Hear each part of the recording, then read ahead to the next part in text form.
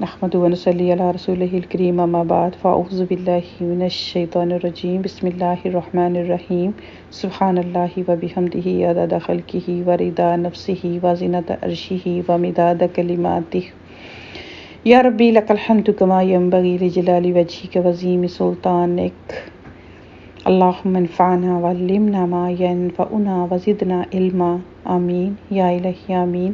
السلام علیکم ورحمۃ اللہ وبرکاتہ۔ امید کرتی ہوں کہ آپ سب خیریت سے ہوں گے، اور ہم انشاءاللہ جیسے کہ سورہ یاسین کو کنٹینیو کریں گے۔ لاسٹ ٹائم جو تھا ہم نے آیا نمبر 32 تک کور کیا تھا۔ بہت ہی پیارا واقعہ تھا جو کہ ہم نے لاسٹ لیکچر میں کور کیا تھا کہ ایک شخص بستی سے آیا، اس نے اپنی قوم کی اصلاح کرنے کی کوشش کی، لیکن کیا ہوا کہ قوم نے اس کو بھی ہلاک کر ڈالا۔ پھر آگے دیکھتے ہیں، اللہ سبحانہ و تعالیٰ فرماتے ہیں آیا نمبر 33 میں وَآیَةٌ لَّهُمُ الْأَرْضُ الْمَيْتَةُ، اور ایک نشانی ان کے لیے یہ مردہ زمین ہے۔ أَحْيَيْنَاهَا، ہم نے اسے زندہ کر دیا۔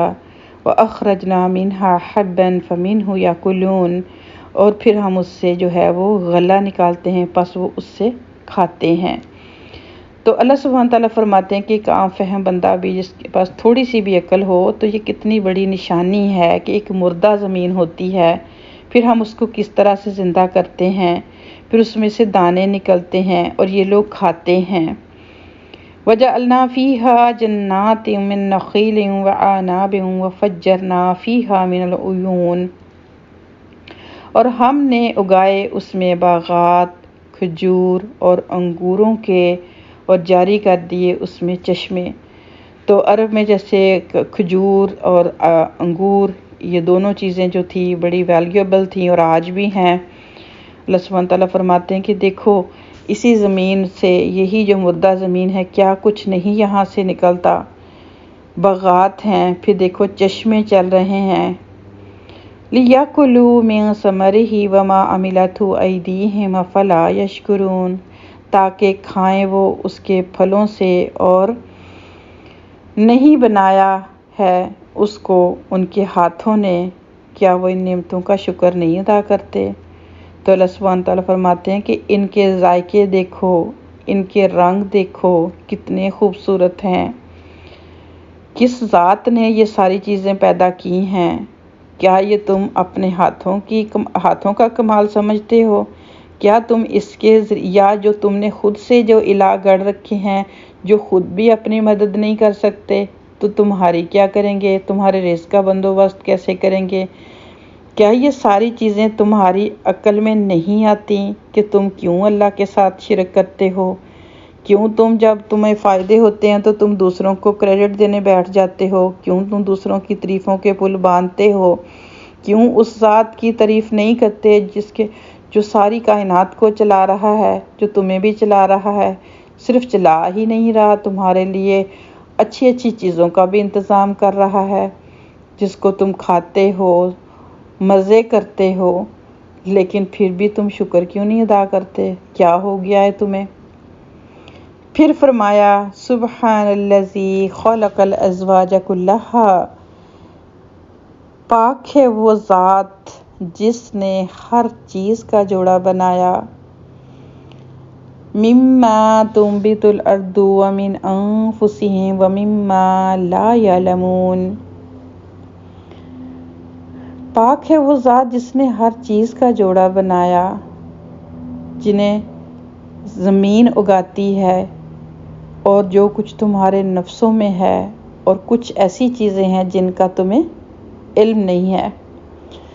تو یہ آیا بھی جو ہے بہت بڑا میسج ہمیں دیتی ہے کہ اللہ سبحانہ تعالیٰ فرماتے ہیں کہ دیکھو زمین سے بھی ہر میل اور فیمیل ہر چیز کا جوڑا ہے، یعنی کہ کوئی بھی چیز تم ایسی نہیں پاؤ گے جس کا تمہیں جوڑا نہ ملے، ہر چیز کا ایک پیئر ہے۔ فروٹ کو دیکھ لو، سبزیوں کو دیکھ لو، جانوروں کو دیکھ لو، پھر رات اور دن، پھر اسی طرح زندگی اور موت، یعنی کہ ہر چیز کا جوڑا ہے۔ جنت بھی ہے، جہنم بھی ہے۔ تو اگر آپ تھوڑی دیر کے لیے بیٹھ کے سوچیں تو آپ کو بہت ساری چیزیں جو ہے اس کائنات میں نظر آئیں گی کہ ہر چیز کا اللہ سبحانہ و تعالیٰ نے جوڑا بنایا۔ تو کیا یہ ساری چیزیں جاننے کے بعد تم اپنے رب کو نہیں پہچانو گے؟ تم اس کی نعمتوں کا شکر ادا نہیں کرو گے؟ پھر فرمایا وَآیَةٌ لَّهُمُ اللَّیْلُ، اور نشانی ہے تمہارے لیے رات میں، نَسْلَخُ مِنْهُ النَّہَارَ، ہم نکالتے ہیں اس میں سے دن کو، فَإِذَا، تو جب ہم وہ مظلمون اندھیرے میں رہ جاتے ہیں۔ اللہ سبحانہ تعالیٰ فرماتے ہیں کہ دوسری نشانی ان کے لیے رات ہے، ہم اتار لیتے ہیں اس سے دن کو تو پھر وہ اندھیرے میں رہ جاتے ہیں۔ تو اس کا مشاہدہ ہم ایوری ڈے روزانہ کرتے ہیں کہ کیسے یہ کتنی بڑی اگر ہم دیکھیں تو نعمت ہے، رات کا دن میں تبدیل ہونا، پھر دن کے بعد رات کا آنا۔ اب دیکھیں کہ اگر چند دن سورج نہیں نکلتا، خاص کر سردیوں کے موسم میں، تو انسان کتنا اداس، پریشان، عجیب سا فیل کرتا ہے۔ اگر اس طرح دیکھیں کہ اگر صرف روشنی ہی رہے، سورج غروب ہی نہ ہو، تو انسان کیسے سکون پا سکتا ہے؟ گرمیوں کا ہم دیکھ سکتے ہیں، جیسے آج کل دن لمبے ہیں بہت زیادہ، تو ہم کتنا تھک جاتے ہیں سورج کی روشنی سے، اور جب رات آتی ہے، سورج غروب ہوتا ہے تو کتنا سکون ملتا ہے۔ تو پھر ہم شکر ادا کرنا بھول جاتے ہیں کہ اس پروردگار کا، اس ذات پاک کا، وہ جو ہمارا خالق ہے، مالک ہے، مدبر ہے، وہ ساری چیزیں ہمارے لیے ہمیں دیے جا رہا ہے، تو ہم کتنا شکر اس کا ادا کرتے ہیں۔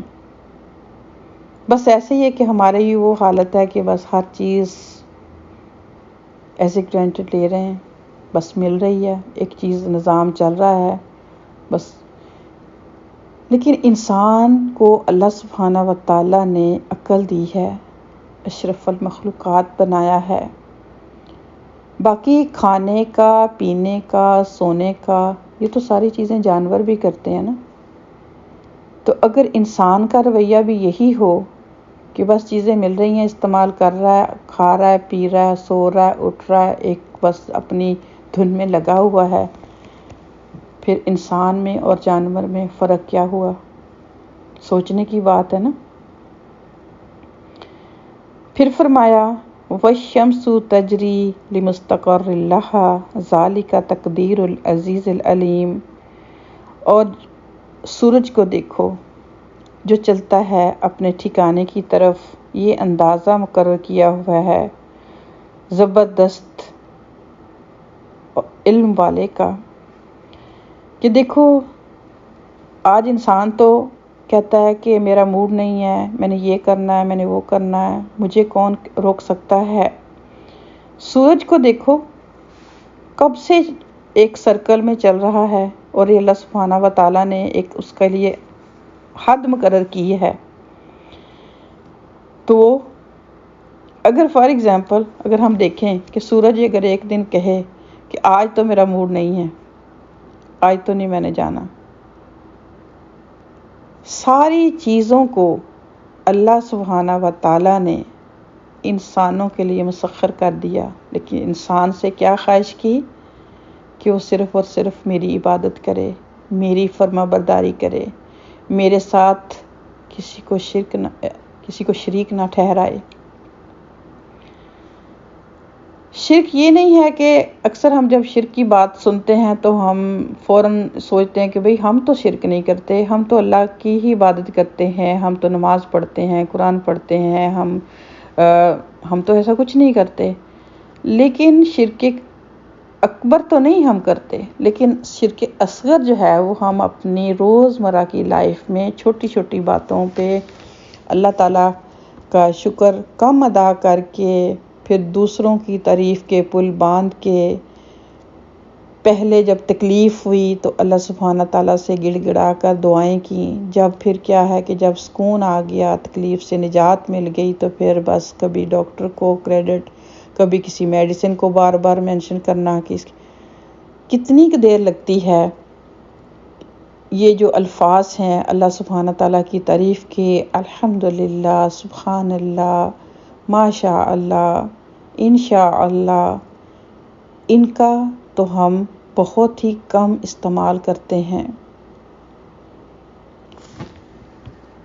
آگے پھر اللہ سبحانہ و تعالیٰ فرماتے ہیں وَالْقَمَرَ قَدَّرْنَاهُ مَنَازِلَ حَتَّى عَادَ كَالْعُرْجُونِ الْقَدِيمِ، اور چاند کو دیکھو ہم نے مقرر کر دی ہیں اس کے لیے منزلیں، آخر کار وہ ہو جاتا ہے کھجور کی وسیدہ شاخ کی مانند۔ تو چاند کی دیکھ لیں مثال کہ چاند جب نکلتا ہے تو اس وقت اس کے جو شروع کا ٹائم ہوتا ہے وہ کتنا باریک سا ہوتا ہے، پھر اس کے بعد آہستہ آہستہ آہستہ 14 دن میں، جسے کہتے ہیں 14ویں کا چاند فل مون ہو جاتا ہے، پھر اس کے بعد گھٹنا شروع ہو جاتا ہے، پھر آہستہ آہستہ جو ہے وہ ایک بالکل باریک ہو جاتا ہے۔ پھر فرمایا لَلشَّمْسُ يَنبَغِي لَهَا أَن تُدْرِكَ الْقَمَرَ وَلَا اللَّيْلُ سَابِقُ النَّهَارِ وَكُلٌّ فِي فَلَكٍ يَسْبَحُونَ، نہ سورج کی یہ مجال ہے کہ وہ پیچھے سے اس کو پکڑ لے، اور نہ چاند کی، اور نہ رات کو یہ طاقت ہے کہ دن سے آگے نکل جائے، سب سیارے اپنے اپنے فلک میں تیر رہے ہیں۔ پھر ہمیں میسج مل رہا ہے یہاں پر کہ دیکھو سورج کو دیکھو کتنا بڑا ہے، چاند کو دیکھو تم کیا چیز ہو، تم تو کچھ بھی نہیں ہو، کہ ہر چیز ایک آرڈر میں اللہ سبحانہ تعالیٰ کے حکم سے چل رہی ہے، جیسے اس کو حکم دیا اول سے ویسے ہی چل رہی ہے، اور آخر تک چلے گی جب تک اللہ سبحانہ و تعالیٰ چاہیں گے۔ اے انسان تمہیں کیا ہو گیا ہے، تم اپنے آپ کو کیا سمجھتے ہو؟ پھر فرمایا وَآیَةٌ لَهُمْ أَنَّا حَمَلْنَا ذُرِّيَّتَهُمْ فِي الْفُلْكِ الْمَشْحُونِ، اور ایک نشانی ان کے لیے یہ بھی ہے کہ ہم سوار کرتے ہیں کشتی میں جو بھری ہوئی ہوتی ہے، اس میں کوئی اللہ تعالیٰ کے حکم سے وہ چلتی ہے۔ وَخَلَقْنَا لَهُم مِّن مِّثْلِهِ مَا يَرْكَبُونَ، اور ہم نے پیدا کی ان کے لیے اس کشتی کی مانند اور چیزیں جن پر وہ سوار ہوتے ہیں۔ آج انسان سمجھتا ہے کہ اس نے جہاز بنا لیے، اس نے یہ کر لیا، وہ کر لیا، گاڑیاں بنا لی، بڑی جدید ٹیکنالوجی اس کے پاس آ گئی، لیکن اللہ سبحانہ تعالیٰ نے تو 1400 سال پہلے ہی قرآن پاک میں بتا دیا کہ دیکھو جو کشتی ہیں، جسے آج دیکھے بحری جہاز ہیں، ان کا ذکر بھی ہم قرآن پاک میں پڑھتے ہیں کہ یہ دیکھو کتنی بڑی نشانی ہے کہ اتنے بڑے سمندر میں کشتی میں جب تم سفر کرتے ہو تو کون ہے جو تمہیں منزل تک پہنچاتا ہے؟ کون ہے تمہیں جو محفوظ رکھتا ہے، ہواؤں کو کنٹرول میں رکھتا ہے کہ جو تمہارے حق میں ہوتی ہیں؟ پھر یہ صرف کشتیاں ہی نہیں، اور بھی بہت ساری چیزیں ہیں، آپ دیکھ لیں، جانور ہیں، گاڑیاں ہیں، طرح طرح کی سواریاں ہیں، اللہ تعالیٰ فرماتے ہیں یہ بھی جن پر تم سواری کرتے ہو۔ پھر فرمایا وَإِن نَّشَأْ نُغْرِقْهُمْ فَلَا صَرِيخَ لَهُمْ وَلَا هُمْ يُنقَذُونَ، اگر ہم چاہیں تو انہیں غرق کر دیں، پس کوئی ان کی فریاد سننے والا نہ ہو اور نہ ڈوبنے سے بچا سکیں گے۔ إِلَّا رَحْمَةً مِنَّا وَمَتَاعًا إِلَىٰ حِينٍ، سوائے اس ہم ان پر رحمت فرمائیں اور انہیں کچھ وقت تک لطف اندوز ہونے دیں۔ تو آج کی بات کو ہم انشاءاللہ یہیں پہ جو ہے وہ کمپلیٹ کریں گے۔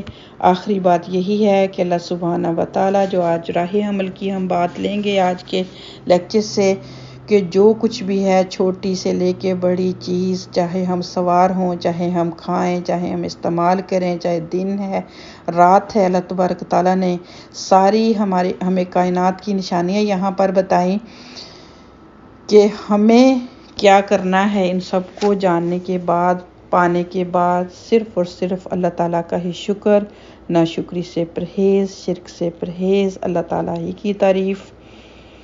تو اللہ سبحانہ و تعالیٰ فرماتے ہیں آخر میں کہ اگر ہم چاہیں تو یہ کچھ بھی نہیں ہے، کشتیاں ہیں تو ہم ان کو وہیں پہ غرق کر دیں، لیکن یہ تو صرف ایک وقت مقرر ہے، ایک وقت تک یہ لطف اندوز ہونے دیں ہم ان کو۔